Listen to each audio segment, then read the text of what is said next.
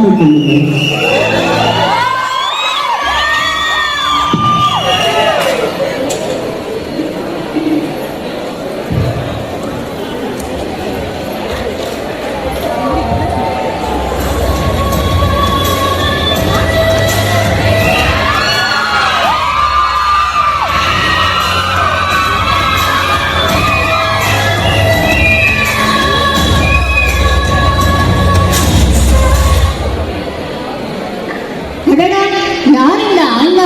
இவன் அழகை பார்த்து என் கண்ணில் நினைக்க மறுக்கிறது.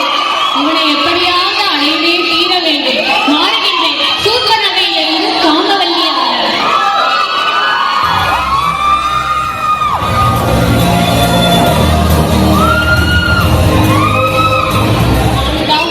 அந்த சிவபெருமானையே காமவலையில் சிக்க வைத்து சூழ்ச்சி செய்து மாண்டு போன மன்மதன் மீண்டு வந்தது போல நின்னும் நானுடனே சவகோலத்தை காட்சி அளிப்பவனே, நீ தவம் செய்ய வேண்டும். அந்த தவம் எத்தனை தவம் செய்வதோ உன்னை கண்டு உன்மேல் காதல் வரவில்லை என்றால் அது உனக்கு அல்லவா குறையாகிவிடும். இப்பார் கண்டிடாத பேரழகை கொண்டவளே, இக்காரிடும் காலகத்தில் கருங்குடலில் நென்மலச்சூடி காண்பவரை கவரும் கண்களை கொண்டவளே, யார் நீ? உன் பெயர் என்ன? உன் உறவு என்ன? பிரம்மனின் முதல்வன் பெற்ற புதல்வி நான். என் உறவும் வெற்றிவாகி கூடிய ராமனின் தந்தை நான். காமவல்லி நான். உன்மேல் காதல் கொண்ட கண்ணி நான்.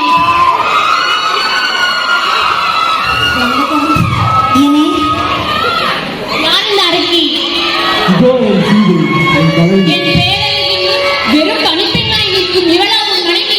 இவளை மறந்து என்னை மறந்து கொள். நான் ஏகபத்திர விரதன். இப்பிறவில் இன்னொரு பெண்ணை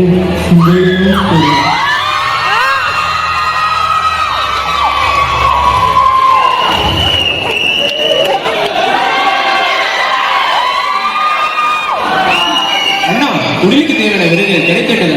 யார் இவன்? என் இளையோன் லக்குவன். பேராண்மை கொண்டவனே, எனக்கு பொருத்தமானவனே, நீயாவது என்னை ஏற்றுக்கொள். என் ஆசை சொற்களுக்கு வேங்க நான் அல்ல.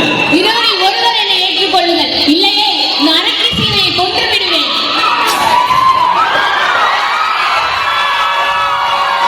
அண்ணா, நெசையாலே மூக்கிலிருந்து நாணமில்லை நான் பெற்ற வசையாலே உறவுகள் வாசிப்பது ஆகாதோ. இசையான நினைவுக்கு சரி செய்து மருந்து வசித்த இசையாலே நினைவு முயன்று ராவணனே ராவணனே ராவணனே.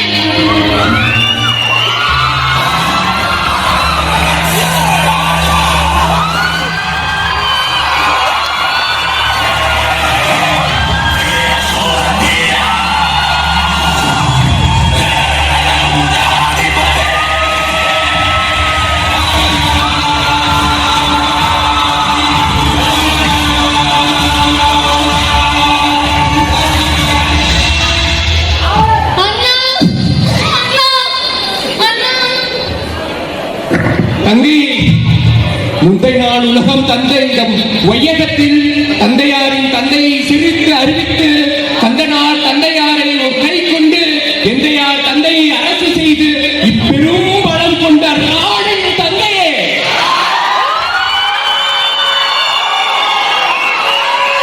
உன் நிலைக்கு யார் காரணம்? மன்மதனைப் போல இரு மாநிலங்களை கண்டேன். ஓரிடத்தில் அதில் ஒருவரே மும்மூர்த்திகள் மூவருக்கும் சமம். அவர்களே நுழைய நிலைக்கு காரணம் அண்ணா. அண்ணா, அது அண்ணா, அந்த ஆடவர் இருவரின் பாதுகாப்பில் பெண் ஒருத்தி இருக்கிறாள். அவள் தலைமுடி கூந்தல் கால்மே அவள் பாதங்கள் அவள் உடல்கள் பற்றும் அவள் பேச்சு குரல் அமுதை காட்டிலும் தித்திக்கும். அவள் கண்கள் இரண்டும் பெரு கடலிலும் பெரிதாகும். மேலும் நான் அவள் தோளை பற்றி சொல்லவா, இலை பற்றி சொல்லவா, அல்ல நடையை பற்றி சொல்லவா? நான்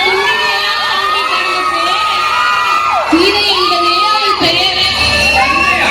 ஆமண்ணா, அந்த இந்திரனுக்கு சசியை போல பாட்டன் போல திருமாலுக்கு லட்சுமியை போல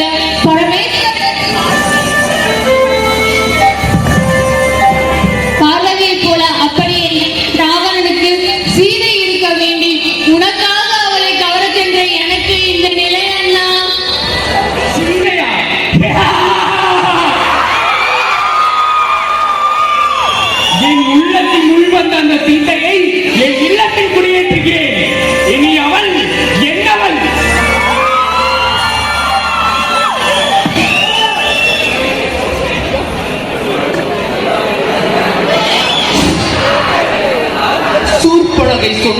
காட்டிலும் நாம் நினைத்ததை காட்டிலும் பேரழகாக இருக்கிறாள் இந்த சீதை. நிச்சயம் இவனை மறந்தே தீர வேண்டும். மாரிசா,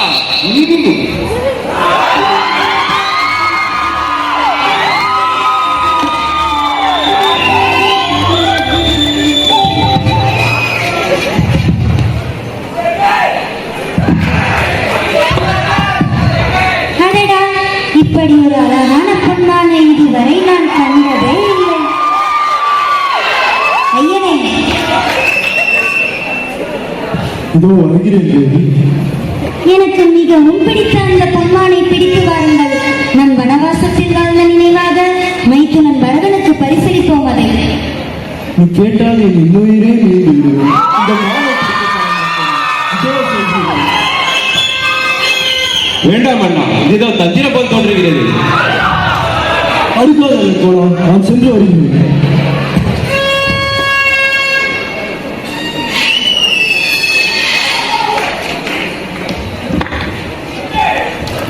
லக்ஷ்மணா, அபயம்! லக்ஷ்மணா, அபயம்! லக்குவனா, உன் அண்ணனுக்கு ஏதோ ஆபத்து போல. அவருடைய அபாய குரல் இருக்கிறது. எனக்கு பயமாக இருக்கிறது.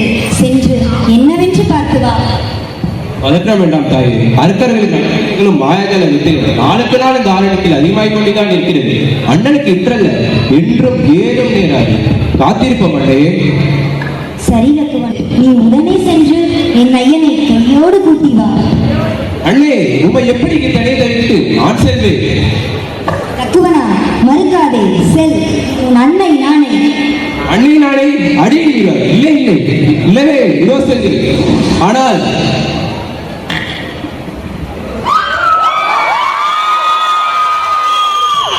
இக்கோட்டையை காலத்தை கொண்டும் தாண்டி வந்துட்டார்கள். இது லக்ஷ்மணனை தீர்க்க கொள். சரி லக்குவனா.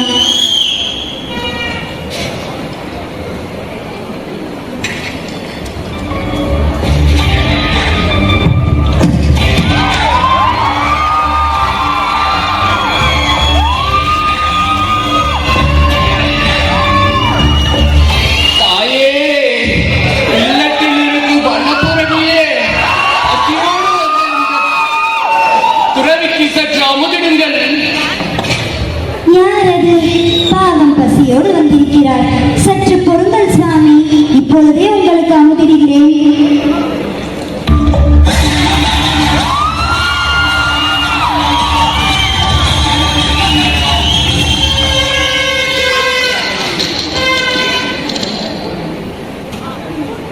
இப்பிரசாதத்தை பெற்றுக் கொள்ளுங்கள் சுவாமி. வாருங்கள் தாயே, என் கரங்களில் தாருங்கள். என்னை காக்க வைக்காதீர்கள்.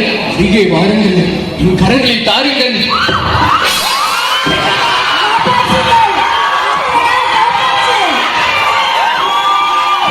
யார் நீ? யாசகம் பெற வந்த சால் கொள்ளவா நீ? யார் நீ?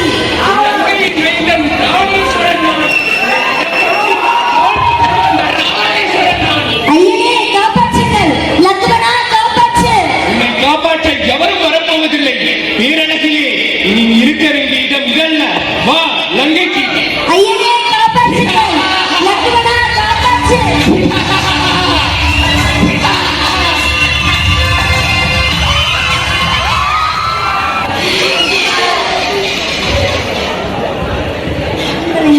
விடுங்கள் என்னை.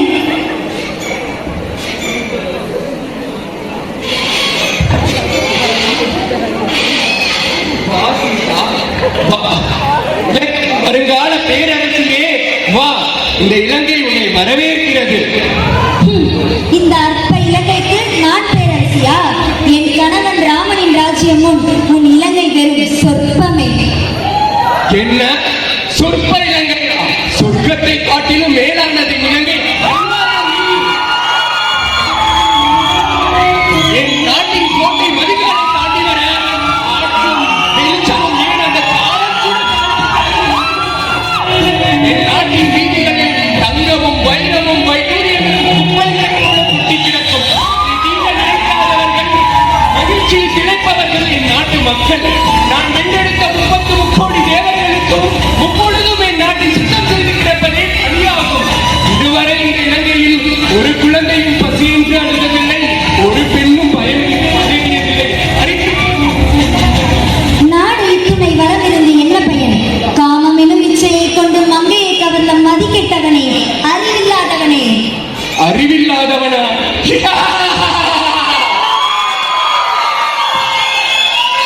அரியை கொண்டு வைத்து மரியாசனத்தை அலங்கரிப்பவன் நான். 1000 மறைபொருளுடன் அறிபவன் நான். ஆயக்கலை 64 கை தேர்ந்தவன் நான். 4 வேதங்களில் அச்சுரனின் கைவிரல் நுனிகளில் வைத்திருப்பவன் நான். மருத்துவம், மந்திரம், தந்திரம், இசை, இலக்கியம், அறிவியல், அரசியல், போர்க்கலை, ஜோதிடம், விஞ்ஞானம் என்ற 10 கலைகளில் என்னுடைய 10 தலையாக கொண்ட ராவணன்.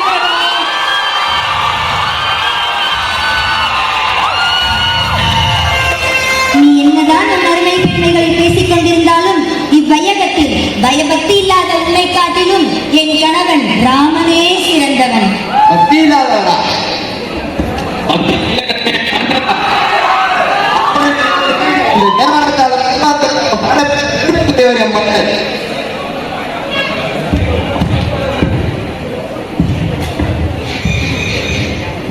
இமயத்தின் இடுக்குகளில் என் கை விரல்கள் சிக்கிய பொழுது என் கை நரம்புகளை வீணையாக்கி அதை நீட்டி சாமர்த்தியமாடி அந்த பரமேஸ்வரனை வைத்து ஈஸ்வரப்பட்ட ராவணேஸ்வரனா?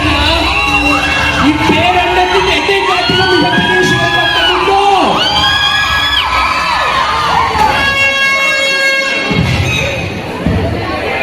சூழ்ச்சி செய்து என் கணவனை என்னிடமிருந்து பிரித்து என்னை கவர்ந்து வந்த நீ ஒரு வீரனா, ஒரு ஆண்மகனா? வீரத்தின் பிறப்பிடமாம் இந்த ராவணனை பார்த்து என்னவோ கத்தினாய். அந்த அமிர்தமே அருந்திய தேவாதி தேவர்களை வென்றெடுத்தவன், என்னை கண்டால் அன்று நடுங்க வைத்தவன். எத்தனையோ மாமன்னர்களும் வீராதி வீரர்களும் எத்தனையோ முயற்சி செய்தும் பெரும் தோல்வியையே தழுவினர். இனி உலகிலும் என்ற வெள்ளை சவுடமே இல்லை என்று தெரிந்ததும் 20 கைகளையும் வெறுமனை வைத்திருக்காமல் காட்டி யானைகளோடு சண்டை போட்டுக் கொண்டிருப்பதுதான் பெரும் பொழுதுபோக்கு. உன் கணவனை உன்னிடமிருந்து பிரித்து உன்னை கவர்ந்து வந்தது என்னுடைய பயம் என்று நினைத்தாயோ? அது என்னுடைய நயம். ஆணவத்தோடு பேசி இந்த சீதையை அசோகவனத்திற்கு அழைத்து செல்லுங்கள். பெண்களை போற்றுமே மண்ணில் சீதை பூவென பாதுகாக்கப்பட வேண்டும். சீதையை மீட்க ராவணனிடம் மோதி இறகொடுத்த ஜடாயு ராவணன் சென்ற வழிகாட்டி ராமனின் மடியிலேயே மடிந்து போகிறார். மூதாட்டி சபரியின் சொல் கேட்டு சுக்ரீவனை சாடுகிறார் ராமன். வாலியை வதைத்த பின்னே உமக்கு உதவ முடியும் என சுக்ரீவன் கூற மறைந்திருந்து அம்பெய்தினார் ராமன். பின் சுக்ரீவனின் படைபலத்தோடு நாட்டின் நாற்புறமும் சீதையை தேடி சென்றனர். அதன்படி தென் திசையை நோக்கி சென்ற அனுமனும் ஜாம்பவானும் ஜடாயுவின் அண்ணனான சம்பாதியை கண்டனர். அவரே சீதை இலங்கையில் இருப்பதாக அனுமனிடம் தெரிவித்தார். அதன் பின் கவலை வேண்டாம் அண்ணா, தாய் சீதைக்கு ஒன்றும் நேராது. என் ராஜ்யத்தை மீட்டுக் கொண்ட உமக்கு இப்பெரும்படை சொந்தம். இக்கடல் கடந்து சீதையை கண்டு வர துணிச்சலுடன் ஒருவனை யார வாயுபுத்தவன் அனுமன்.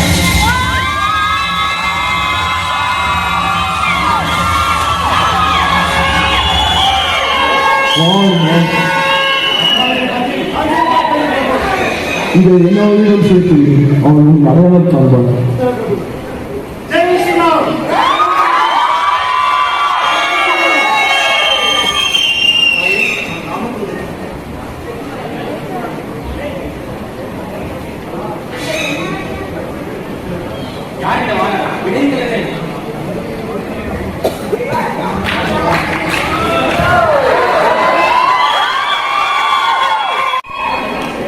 யார் இந்த வானரம்?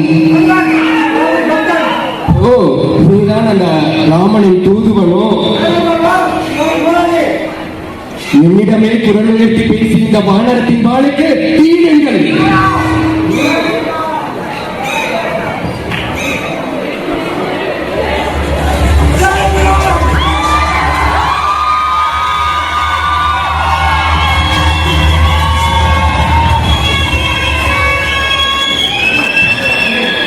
சீதையை கண்டாண்டார். கங்காதிபதியின் படைபலம் பற்றி கூறு. ராவணன் படை எதை பற்றி கூறு? தேர்ப்படை பற்றியா, போர்ப்படை பற்றியா, காலப்படை பற்றியா, கப்பற்படை பற்றியா? இதை பற்றி கூறு. லட்சுமணா, அனுமா, சுக்ரீவா, திரட்டுங்கள் படை, அமையுங்கள் பாதத்தை, செல்வோம் போருக்கு. கலங்காதே சீதா, படைகள் எதுவாயினும் அவற்றை தகர்த்தெறிந்து மீட்பேன்.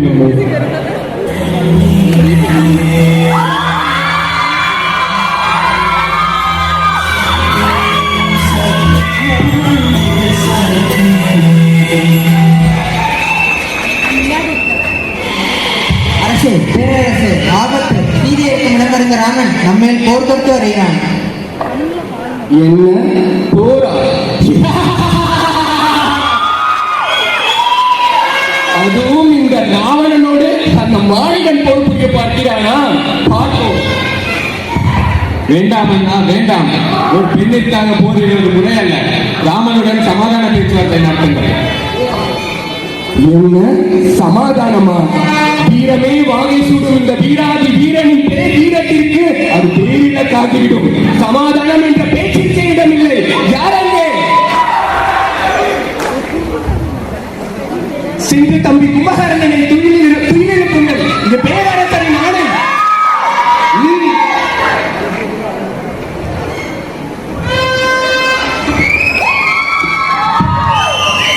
நாளைய போருக்கான யுக்தி என்று அதோ காக்க தயாராகிறார்கள். தாங்கள் யார்? நான் ராவணனின் தமையன். என் அண்ணன் செய்யும் பொறுப்பு நான் முதல் பக்கம் வந்தேன். சூழ்ச்சி செய்து என் அண்ணன் கவுண்டது போல் நீயும் சூழ்ச்சி செய்ய முனைகிறாயா?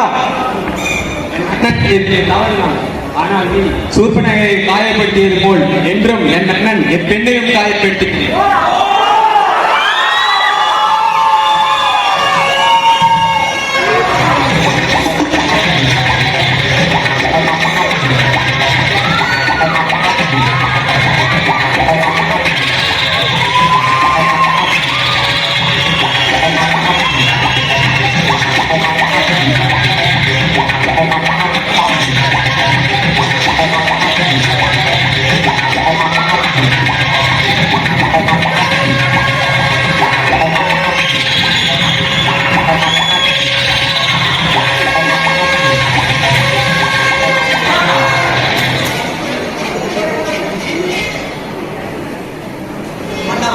முடியவில்லை, முடியவில்லை.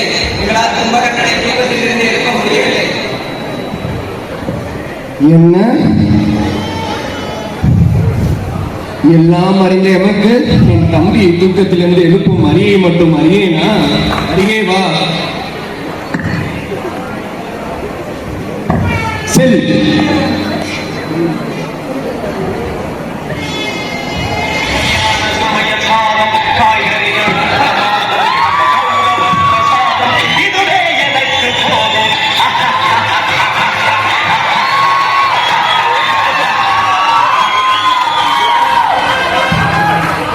ஆஹா, அறுசுவை உணவுகள்.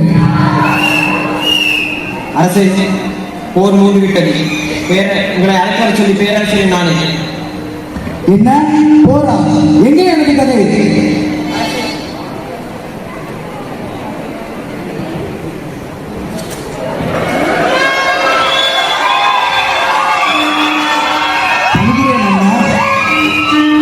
வா கும்பகர்ணா.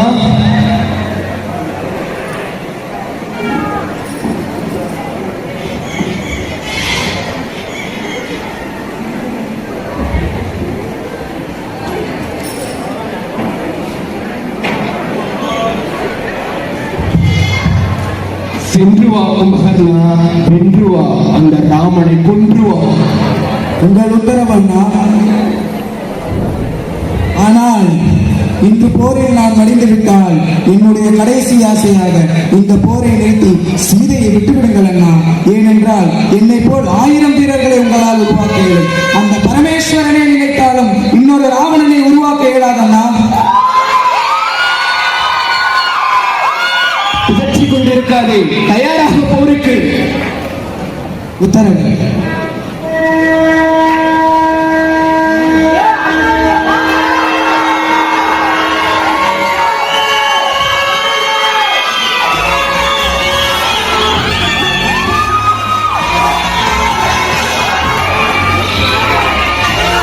நீதான் அயோத்தியின் ராமனா? நீ என் அண்ணனை கொல்ல போகிறாயா? முதலில் நீ என்னை சமாளி.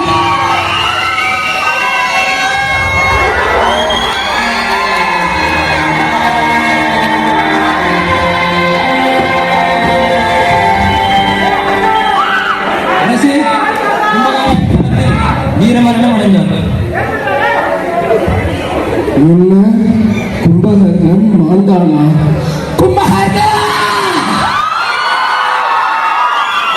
என் தம்பியை கொன்ற அந்த கயவனை நானே ஒரு கை பார்க்கிறேன். மண்டோதரி, சிவ வழிபாட்டிற்கு தயார் செய். ஐயனே, இப்போ ரகசியமா? சொன்னதை மட்டும் செய்.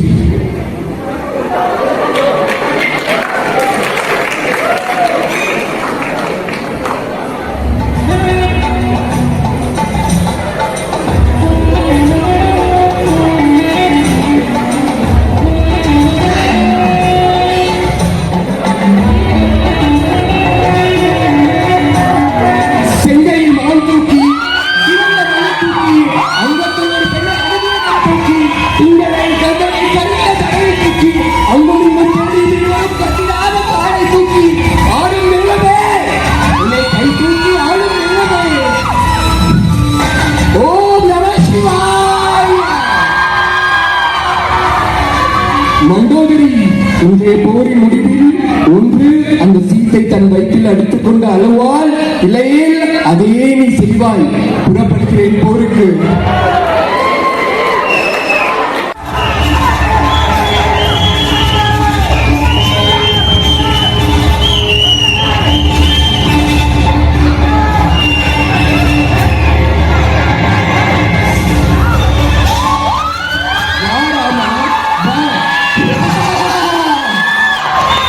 என்னோடு போர் புரிய கடல் கடந்து வந்தாயோ? பார்ப்போம் உன் வீரத்தையும் உன் வித்தையையும். போரிலே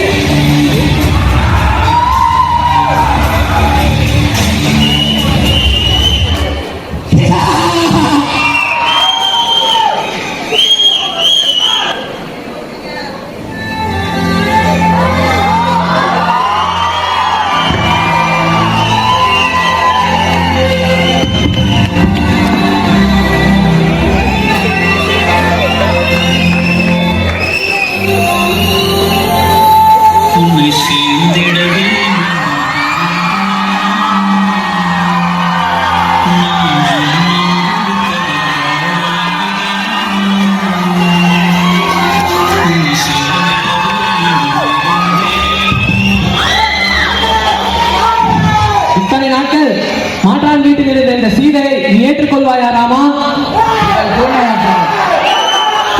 சீதை தன்னை தூய்மையானவரை நிரூபிக்க தீக்குளிக்க வேண்டும். ஆமாம், தீக்குளிக்க வேண்டும். ஆமாம், தீக்குளிக்க வேண்டும்.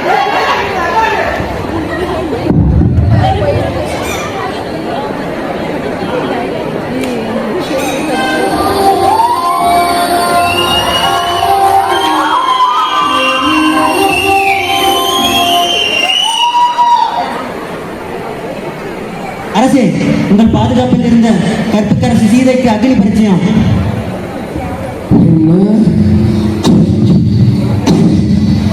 பெண்ணையும் அவள் அனுமதியின்றி நான் தீண்டினால் அக்கணமே என் தலை வெடித்து என் உயிர் போகும் என்ற நான் பெற்ற சாபத்தை வயதத்தார் அறிந்துமா சீதைக்கு இந்த நிலை?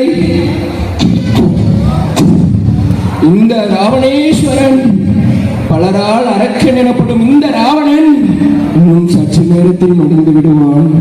ஆனால் பெண்களை சந்தேகிக்கும் ஒவ்வொருவரும் இங்கு வாழும் வரை அவர்களுக்கு ஒரு அரக்கன் வாழ்ந்து கொண்டுதான் இருப்பான்.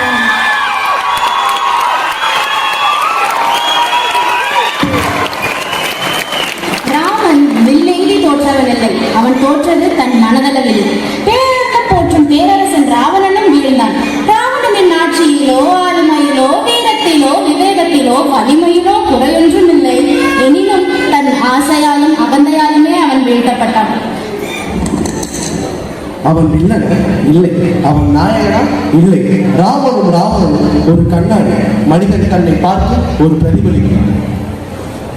வாய்ப்பளித்தமை நன்றி கூறுகிறோம். நன்றி.